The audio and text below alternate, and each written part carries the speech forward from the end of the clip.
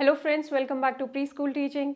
इस वीडियो में मैं आपसे बात करने वाली हूँ होम स्कूलिंग के बारे में। कुछ पेरेंट्स ने बोला था कि आप प्लीज़ एक होम स्कूलिंग का वीडियो बनाइए कि क्या है, कैसे है, इम्पोर्टेंस क्या है।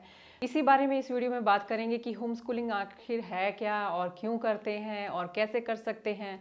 जितना मैं जानती हूँ मैं आपके साथ शेयर करूँगी और मेरी जो प्लानिंग है अपनी बेटी के लिए वो भी मैं आपके साथ शेयर करने वाली हूँ। आई होप कि आपके लिए कुछ थोड़ा बहुत फ़ायदेमंद रहे। सबसे पहली बात कि मैं होम स्कूलिंग क्यों कर रही हूँ। अभी पेंडेमिक की वजह से काफ़ी सारे पेरेंट्स को ऐसा करना पड़ रहा है और जो नहीं चाहते हैं कि बच्चा ऑनलाइन बैठे, छोटा बच्चा स्क्रीन के सामने बैठे। और हफ्ते में 1 या 2 ही क्लास होती है एलकेजी यूकेजी तक के बच्चों की और बाकी रिकॉर्डेड सेशन है। इन सब की बजाय अगर हम खुद से ही बच्चे को सिखा दें वो सब चीज़ें जो स्कूल में सिखाई जाएंगी या ऑनलाइन क्लासेस में सिखाई जाएंगी तो बच्चे के लिए ज़्यादा बेहतर रहेगा, क्योंकि उसमें हम एक पर्सनल टच दे सकते हैं घर पे ही। मैंने क्यों स्टार्ट किया, मैंने एक्चुअली पेंडेमिक से पहले ही ये डिसाइड करके रखा था कि मैं अपनी बेटी को जब तक वो 4 या 5 साल की नहीं हो जाती है उसको स्कूल नहीं भेजूंगी। मेरा आइडिया क्या था कि डायरेक्टली मैं उसको यूकेजी में या फिर ग्रेड 1 में एडमिशन दिलवाऊंगी। और उसका रीज़न ये है कि स्कूल में भी मैंने देखा है और मैंने मेरा जो बड़ा बेटा है उसको बहुत जल्दी स्कूल भेज दिया था। उसके एक्सपीरियंस से भी मेरे को यही लगा कि छोटा बच्चा है उसको जितना हो सके घर पे इंजॉय करने के लिए मिलना चाहिए। आराम से सोना उठना खाना पीना इस सब में एकदम, जब छोटा बच्चा है हर चीज़ में जल्दी जल्दी करने की बजाय फर्स्ट थिंग तो ये थी। दूसरी ये थी कि जो स्कूल में सिखाएंगे मैं उसको घर में भी सिखा सकती हूँ, ऐसा कुछ नहीं है। और सोशलाइजिंग की भी प्रॉब्लम नहीं है, क्योंकि घर पे हम जॉइंट फैमिली में रहते हैं तो काफ़ी सारे लोग हैं, सोशलाइजिंग की भी इतनी प्रॉब्लम नहीं है। और तीसरी बात ये थी कि मैं चाहती थी कि वो इंडिपेंडेंट हो जाए उसके बाद ही स्कूल जाए। इंडिपेंडेंट का मतलब मेरा है कि वो अपनी चीज़ें खुद से करे, उसको पेंसिल पकड़नी आनी चाहिए, उसको कपड़े पहनना उतारना वो आना चाहिए, उसको वॉशरूम यूज़ करना आना चाहिए, खुद से खाना खाना आना चाहिए। ये सब चीज़ें हैं। As a parent I wanted to take responsibility and teach her first and then send to school, so that कि जब वो स्कूल जाए तो वो कॉन्फिडेंट रहे, उनको ये छोटी छोटी चीज़ों के लिए किसी पे डिपेंड ना करना पड़े। क्योंकि स्कूल का जो एनवायरनमेंट होता है, टीचर को बहुत सारे बच्चे संभालने होते हैं, तो ऐसा ज़रूरी नहीं है कि टीचर हर बच्चे को पॉटी ट्रेन करा पाए, हर बच्चे को हर चीज़ बारीकी से सिखा पाए। जो पर्सनल टच है, वो जो पर्सनल अटेंशन है, वो जो घर पे मिलेगी स्कूल में थोड़ी कम हो जाती है। और दूसरी बात ये है कि ये सब चीज़ें हम टीचर पे छोड़ने की बजाय एज अ पेरेंट हम रिस्पॉन्सिबिलिटी लें कि हमारा बच्चा है और हम रिस्पॉन्सिबल हैं और उसको सिखाएं तो ज़्यादा बेटर है। अब हम आते हैं कि होम स्कूलिंग के लिए हमें किन किन चीज़ों का ध्यान रखना चाहिए। सबसे पहली बात ये है कि आपका बच्चा कौन सी क्लास में है, उस क्लास का आपको सिलेबस पता होना चाहिए। आपको डिसाइड करना है कि आप कौन से बोर्ड का सिलेबस फॉलो करने वाले हैं, और या फिर आप खुद से ही अपना बना के बच्चे की एज के हिसाब से करवाने वाले हैं। फॉर एग्जांपल आप सीबीएसई फॉलो करेंगे, स्टेट बोर्ड फॉलो करेंगे, आईसीएसई फॉलो करेंगे, या फिर कोई आईबी या इंटरनेशनल स्कूल का जो सिलेबस है उसको फॉलो करेंगे।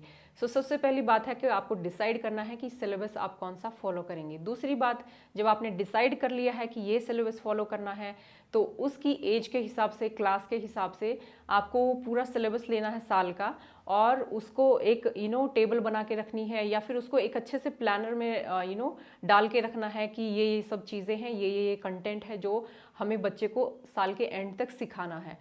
तीसरी बात फिर आपको क्या करनी है कि उसमें आपको ये चेक करना है कि इसमें से कौन सी चीज़ें बच्चे को आती हैं, कौन सी नहीं आती हैं, और कौन सी बच्चे को अभी सीखनी है या सिर्फ रिवाइज करनी है।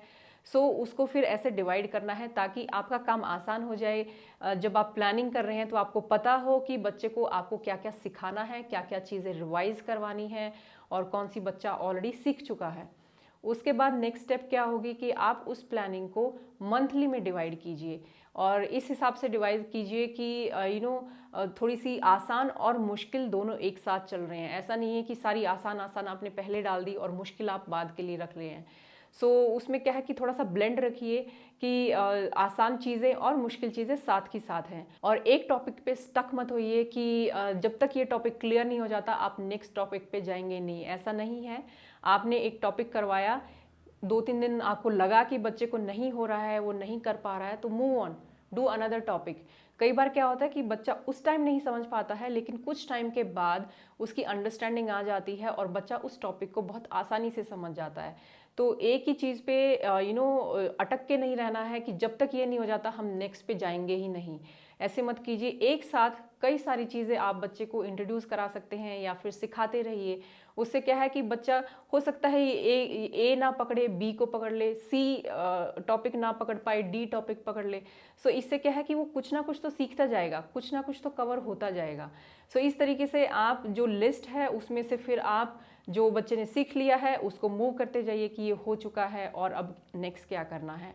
सो ये था कि आप कैसे प्लानिंग करेंगे। अब वो मंथली प्लानिंग को आप चाहें तो वीकली प्लानिंग में भी कन्वर्ट कर सकते हैं। बच्चे को कैसे प्लान करके पढ़ाना है, उसकी पढ़ाई की कैसे प्लानिंग करनी है, इसके ऊपर मैंने ऑलरेडी वीडियो बनाई हुई है, वो अगर आप चाहें तो देख सकते हैं। उसका लिंक मैं नीचे डिस्क्रिप्शन बॉक्स में डाल दूंगी। और अगर आपको सिलेबस चाहिए है नर्सरी, LKG, UKG और ग्रेड 1 का, इन चारों का मैंने वीडियो बनाया हुआ है और नीचे डिस्क्रिप्शन बॉक्स में आप उसका लिंक पाएंगे।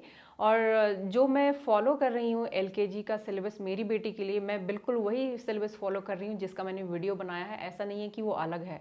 सो सिलेबस को कैसे आप डिवाइड कर सकते हैं या फिर उसको कैसे प्लान कर सकते हैं, वो मैं आपको दिखाती हूँ कि मैंने कैसे किया हुआ है। अगर आपको हो सकता है कि आपको उससे कुछ आइडिया मिले, और आप वीडियो को पॉज करके उसका स्क्रीनशॉट भी ले सकते हैं या फिर आप उसको नोट डाउन भी कर सकते हैं। मेरे लिए कंफर्टेबल रहता है कि सॉफ्ट कॉपी उसको मैं जब चाहे तब एडिट कर सकती हूँ और चेंजेस आसानी से हो जाते हैं। अगर आप चाहें तो उसको लिख के रख सकते हैं या फिर प्रिंट आउट ले सकते हैं टाइप करके, जैसा भी आपके लिए कंफर्टेबल है। सो ये है मेरा प्लानर, और इसमें क्या है कि मैंने इसको डिवाइड किया है 3 सब्जेक्ट्स में, इंग्लिश, मैथ्स और EVS में। हिंदी मैंने अभी तक ऐड नहीं किया है, मे बी नेक्स्ट मंथ या फिर अक्टूबर के बाद मैं हिंदी उसमें ऐड करूँगी। अभी के लिए मैंने ये रखा है ताकि मेरी बेटी को डेली पढ़ने की आदत हो जाए। पिछले 1-1.5 महीने से मैं उसको एक्चुअली रेगुलरली नहीं पढ़ा पा रही हूँ, स्कूल का काम बहुत ज़्यादा हो जाता है, उसकी वजह से मैं इधर नहीं कर पाई। सो इसलिए मैंने ये प्लानर बनाया है ताकि मैं भी मिस ना करूं और मैं उसको एक प्रॉपर तरीके से पढ़ा सकूं। जैसे आप देख रहे हैं कि इंग्लिश के साइड में जो कॉलम में मैंने लिखा हुआ है कॉन्फिडेंट। कॉन्फिडेंट मतलब क्या है कि बच्चे को वो सब चीज़ें आती हैं अच्छे से। उसके बाद लर्निंग, यानी कि वो अभी ये सब चीज़ें सीख रही है, और इसमें आप देखें कि बहुत सारे टिक हैं लर्निंग में। इसका रीज़न यही है कि एक साथ काफ़ी सारी चीज़ें बच्चा करता रहता है। ऐसा नहीं कि एक चीज़ कर रहा है तो उसी पे हम कंसंट्रेट करें, तो एक साथ काफ़ी सारी चीज़ें होती रहती हैं जो एक दूसरे से लिंक्ड रहती हैं। सो इसीलिए इस लर्निंग में आपको देखेंगे कि बहुत सारे टिक हैं। इसमें जो सिलेबस से अलग जो मैंने ऐड किया है, जो कि आपको मेरे सिलेबस की वीडियो में नहीं मिलेगा, वो 12th पॉइंट है, इंट्रोडक्शन टू रीडिंग बुक्स। सो ये मैंने ऑलरेडी उसको बुक्स कैसे रीड करना है, जैसे कि CVC वर्ड्स और साइट वर्ड्स के जो सेंटेंस होते हैं, वो मैंने उसको बुक दे दी है रीड करने के लिए। So she is trying to read that. और उसके बाद है नीड्स रिविजन, मतलब कुछ टॉपिक होते हैं जो बच्चे को रिवाइज करने की ज़रूरत पड़ती है, उनको आता है लेकिन थोड़ी रिवीजन की ज़रूरत होती है। और उसके बाद है नीड टू लर्न, यानी कि जो टॉपिक अभी तक इंट्रोड्यूस करवाए ही नहीं हैं वो उसको अभी सीखने हैं। सो इसमें काफ़ी सारे हैं। सो आप चाहें तो इसका स्क्रीनशॉट ले सकते हैं या फिर जो सिलेबस वाला वीडियो है वहाँ से आप ये सब टॉपिक ले सकते हैं। उसके बाद हम देखते हैं मैथ्स का। सेम थिंग हियर, आप देख सकते हैं कि इसको नीड टू लर्न में भी काफ़ी है और रिवीजन में भी काफ़ी है। और कॉन्फिडेंट मैथ में काफ़ी सारे जो ये टॉपिक होते हैं, जैसे long and short, tall and short, more and less, ये हम बच्चे को बातें करते हुए, खेलते हुए, उन सब में सिखा सकते हैं और बच्चे बहुत आसानी से सीखते हैं। हमें ध्यान क्या देना है कि उस टाइम हमें ये टर्म्स यूज़ करनी है, वोकैबुलरी वही होनी चाहिए, जैसे कि this is long, this is short, this is more, this is less, this is big, this is small. So ये सब इंट्रोड्यूस अगर हम खेलते खेलते करा देते हैं तो बच्चा बहुत जल्दी सीख जाता है। सो आप अपने बच्चे के हिसाब से इन सब टॉपिक्स को नोट डाउन कर सकते हैं और ऐसे ही टिक लगा सकते हैं कि बच्चे को कौन कौन सी चीज़ें सीखनी है। ये आपको मंथली प्लानिंग करना है उसमें बहुत हेल्प करता है, और इससे आपको पता रहेगा कि आपका बच्चा जो है ये इतना सिलेबस कंप्लीट कर चुका है और ये क्या क्या बचा हुआ है। और आपका जब ये सब कुछ हो जाएगा तो एज ए असेसमेंट आप कर सकते हैं। आपको ये पता रहेगा कि हाँ, आपका बच्चा जो LKG का जो लेवल है वो कंप्लीट कर चुका है।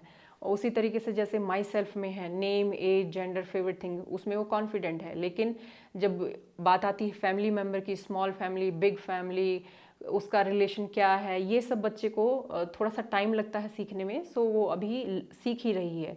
सो यहाँ पे भी आप देखेंगे कि बहुत सारे टॉपिक हैं जो कि लर्निंग के अंदर ही हैं। सो ये सब चीज़ें क्या है कि बच्चा डे टू डे लाइफ में भी सीखता रहता है। ईवीएस के टॉपिक ऐसे होते हैं कि जो बच्चा डेली लाइफ में उसको काम आते हैं, सीखता है। सो इसीलिए आप देखेंगे बहुत सारे टिक लर्निंग में हैं, उसके बाद रिविजन में भी हैं, और नीड टू लर्न भी काफ़ी सारे चीज़ें हैं जो कि ईवीएस में उसको सीखनी है। और जैसे मैंने बोला कि जो सिलेबस है ये सेम वही सिलेबस और वही सब चीज़ें मैंने यहाँ लिखी हुई हैं जो आपको मेरे सिलेबस के वीडियो में मिलेंगी।